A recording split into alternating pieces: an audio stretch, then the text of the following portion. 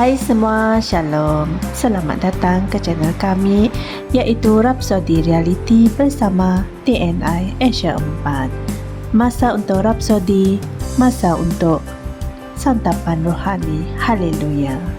Pada hari ini 27 Oktober, Pastor Chris ingin berkongsikan sebuah mesej iaitu yang bertajuk Keinginan untuk bernubuat. Puji Tuhan. Ayat pembukaan kita dipetik dari 1 Korintus 14 ayat 31 yang berkata, sebab kamu semua dapat bernubuat seorang demi seorang, supaya semuanya dapat belajar dan semuanya dapat dihiburkan. Haleluya.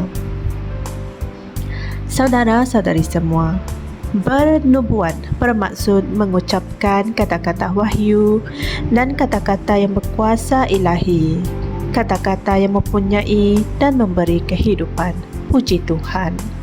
Dan melalui pemberian nubuatan itu, tubuh Kristus si gereja diteguhkan, diperkuatkan dan dihiburkan. Haleluya. Kamu mungkin berada di bilikmu atau dalam satu mesyuarat, dan kata-kata dalam Mazmur 23 timbul dari dalam dirimu, lalu kamu berkata, Tuhan ialah gembalaku, aku tidak kekurangan apa-apa. Oleh itu kami dipelihara, dijaga, diberi tenaga, diperkuat, dan dipersiapkan untuk kedatangannya yang tidak lama lagi, melalui pelayanan firman. Puji Tuhan. Kami disegarkan dan bertenaga sepanjang masa kerana Dia memelihara kami. Dengan kata-kata sedemikian, gereja diteguhkan. Haleluya. Itulah sebabnya Alkitab berkata dalam 1 Korintus 14 ayat 1, kejarlah kasih itu dan usahakanlah dirimu memperoleh kurnia-kurnia yang rohani, terutama kurnia untuk bernubuat. Amen.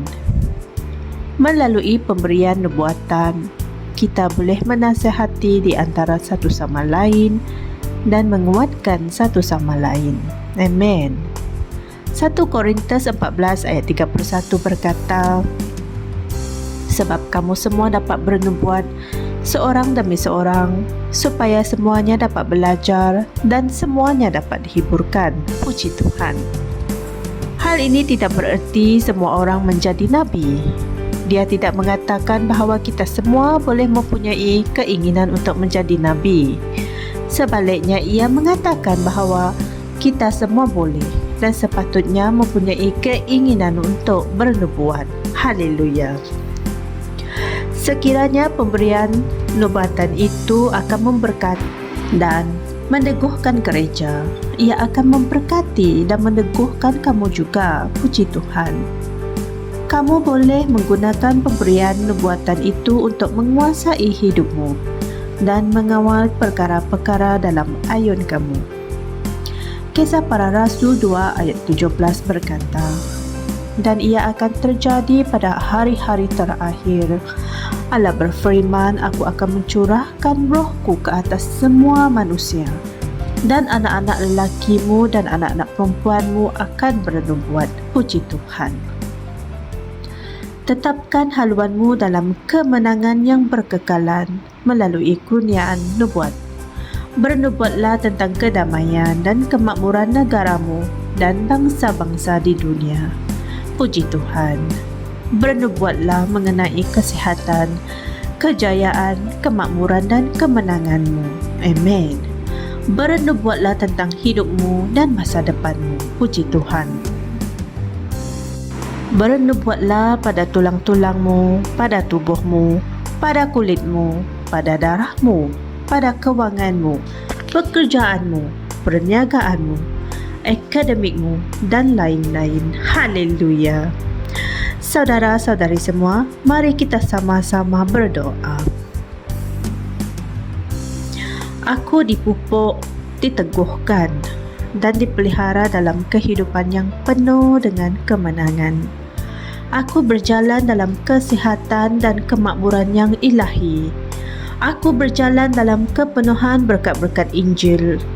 Hidupku adalah ke atas dan ke hadapan sahaja, dan aku dipenuhi dengan pengetahuan tentang kehendak Tuhan dalam segala kebijaksanaan dan pengertian rohani. Amen.